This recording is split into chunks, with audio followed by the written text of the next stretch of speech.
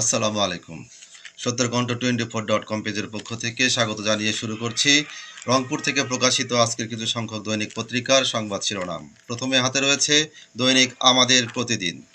দৈনিক আমাদের প্রতিদিনের সংবাদ শিরোনামে বগুড়া, রংপুর, সৈয়দপুর গ্যাস সঞ্চালন পাইপলাইন, জুনে গ্যাস সরবরাহের সম্ভাবনা। পাশাপাশি রয়েছে অসময়ে তিস্তার ভাঙন, নির্ঘুম রাত কাটছে গ্রামবাসী। দৈনিক আমাদের প্রতিদিন।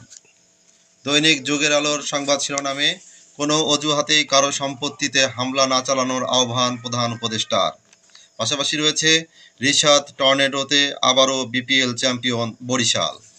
দৈনিক যুগের আলো। দৈনিক আগামীর সন্ধানে সংবাদ শিরোনামে কারো সম্পত্তিতেই হামলা না করার আহ্বান প্রধান উপদেষ্টার।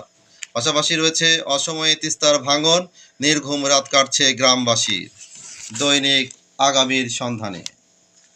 দৈনিক 52 আলোর সংবাদ শিরোনামে এনএইচকে দেয়া বিশেষ সাক্ষাৎকার, বছরের শেষ নাগাদ নির্বাচনের সম্ভাবনা প্রধান উপদেষ্টা।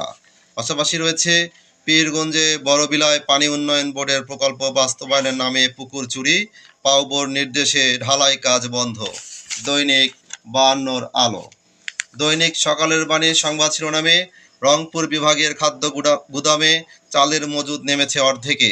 পাশাপাশি রয়েছে আওয়ামী লীগ নেতাদের সম্পত্তিতে হামলা না চালানোর আহ্বান ডক্টর ইউনূসের। দৈনিক সকালের বাণী। এই ছিল রংপুর থেকে প্রকাশিত কিছু সংখ্যক দৈনিক পত্রিকার সংবাদ শিরোনাম সত্যেরকণ্ঠ24.com পেজের পক্ষ থেকে।